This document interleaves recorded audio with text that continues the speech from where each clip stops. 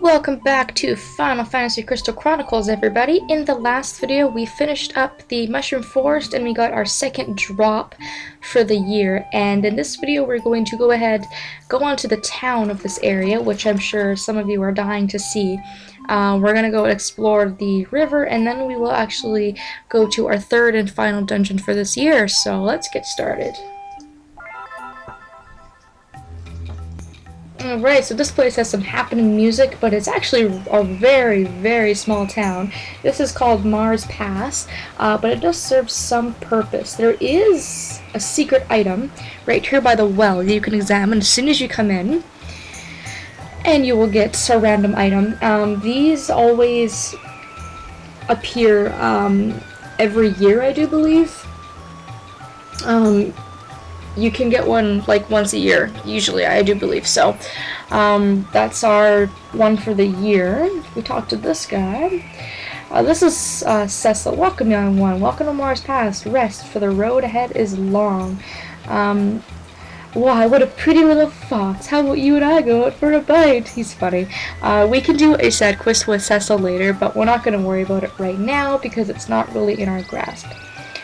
So keep Cecil in mind. If you talk to some of them just around the area, this girl will tell you there's a blacksmith. There's not much business out there because it's a tiny town. I think this guy will, that conniving ferryman always overcharges. He's worse than those Selkic merchants. Well, Selkies are at it again. If you go to the left-hand side, we can go to our first blacksmith, and he will forge armor for us. So all of these are all armor that we can go ahead and we can get. Now be careful, you can read the bottom, it'll say a design for a suit of armor for anyone. This one's only for Lilities, this one's only for Ukes, and then these are for Selkies. So if you have ones that aren't useful to you, you can send them to your father, I guess, for a good present if you have like nothing else to send him, or you can sell them because you're not going to be able to craft them anyways. I have enough material and I have enough money, but he's not going to let me do it because I'm not a Lility. So it basically just takes up space in your inventory, and it's just kind of useless. So for the time being, I'm going to get some bronze armor forged for myself. You can see I only have $407, which is why I said to go to the Mushroom Forest first, because you will need money.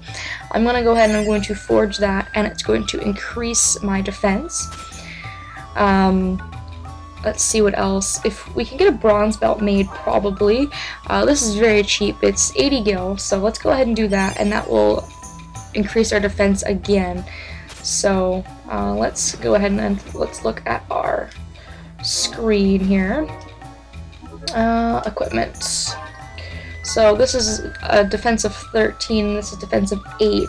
Our old belt was defense of 5, so we gained 3 defense from that. And our old travel clothes were 7, so we gained another 3 from that. So those were both well worth it to make. And since those are the only thing we can get from the armorer guy, we can move on to the other guy who makes weapons. But I forgot to mention, if you come to the left of him and you come down these steps here, there's a Moogle home. So let's crawl on in here. And let's get our stamp. He's asleep upstairs. Oh, there's 3 Moogles living in here. It's a big happy family. Well, I have to wake him up. He just springs out of bed so cheery. That's so cute. Oh, and another Moogle stamp. Awesome. Oh, there's only one of this particular Mog stamp, so you can play the minigame right away, Kupo. If you want to play the minigame, talk to a Moogle who stamped one of the matching Mog stamps, Kupo. But there's a catch. You can only play this minigame in multiplayer mode, and I think I mentioned that at the very beginning, that these are really only accessible in multiplayer mode. You'll need to connect to Game Boy Advance, the Nintendo Game Boy with blah blah blah blah blah. So these aren't really going to be available to us, which is too bad. But anyways, that was the only Mog stamp. So if we want to play that minigame, we have to come back to this specific Moogle home to play it. Oh, right, now we can actually go and see the armor, or not the armor, the weapons guy. I totally got ahead of myself. So he's on the opposite end of town. And he'll say, you know, you're looking at the best blacksmith in town, so they're like competing. but they're not really competing because they make different things. We only have one design for a weapon, and it is a novice weapon, and it will make us a solid racket. So it'll make us another racket, which is going to be pretty good. It will increase our attack power. It only costs 100G and only one piece of iron, and we have both of those things. So let's go on ahead and do that. And now the only three things we have left, we can't even use. One's for the loyalties, one's for the clavats, and one's for the ukes. So we can pretty much go ahead and get rid of all of these if we want to. Let's check our, we have an attack of 20 now, and our old racket was actually 15, so we gained a 5 attack. And as you can see on the side there, your stats also increase. So it says 27 strength, 27 defense, 12 magic, and then my memories are also going up. So that's another way to check. If I switch back to the aura racket, you'll see that my strength will go back to 22. So that's a much faster way of checking than the way I was doing it. So it's really nice that they keep that right on the side for you to look at very, very conveniently. The very last thing in this area are these Selkie merchants here. Now these Selkie merchants will only appear on odd number years, so they won't be here next year because it'll be year 2, but they'll be here year 1, year 3, year 5, etc., etc. So you can talk to these guys. And they will sell you some stuff. So this is the only, I guess, like, items shop in this game. Unfortunately, they charge a lot of money for things like for bronze, iron, and myrtle. Myrtle's really rare though, but like bronze and iron we found very, very easily in dungeons, and it's not really worth paying for it in my opinion. So it's just easier to go out and get the materials yourself. But they also sell some scrolls and stuff like that. The only problem is that it doesn't tell you whose it's for. So you can spend $300 on a warrior's weapon and find out that it's for ukes or it's for clavats, and you wouldn't know that. So I also try to stay away from these unless I looked it up somewhere to see who they were for beforehand. But they sell a lot of these, which is really cool. So if you're not satisfied with what you picked up earlier on in the game and you for some reason have a lot of money, you can pick up one of these and you can probably make much better equipment. And you can also sell some stuff. If there's anything in your inventory you don't want, you can sell it. I for one like to keep my stuff just because I'm a hog. I'm not going to use spring water, that's useless. Doesn't sell for much. I guess I can sell these though because, like I said, I can't use them, they're useless to me. I'm gonna pick up some more stuff in the next world anyways, so.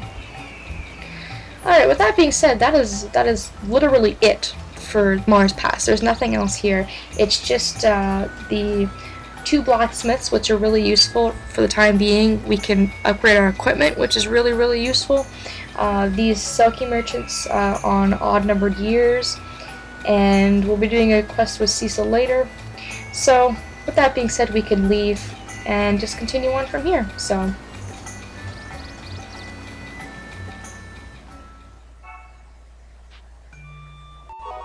Alright, so really, really quickly, we're going to go and we're going to check out the Jaqen River.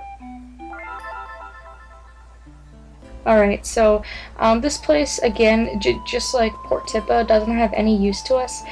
We actually can't use this place, but it is a ferry business, and this place becomes available during year 3.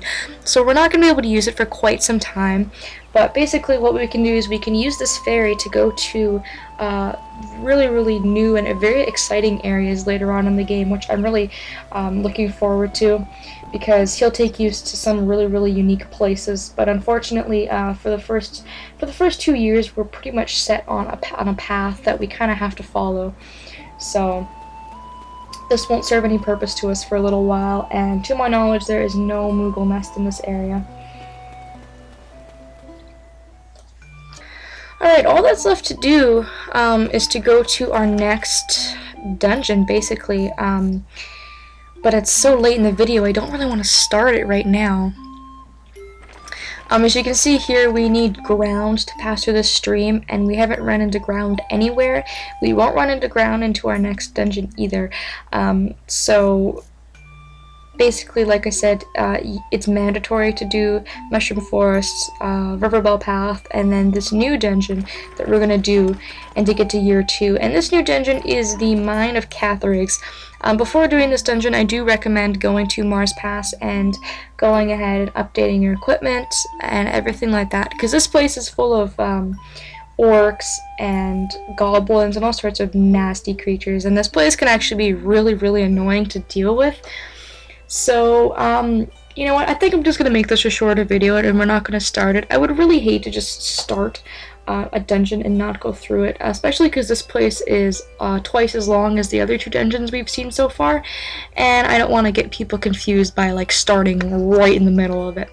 So that's going to be it for me, guys. I hope that you will join me, and we're going to be moving on to year 2 soon, which is absolutely crazy. So thank you all so very much for watching, and I hope that I will be seeing you in the next video.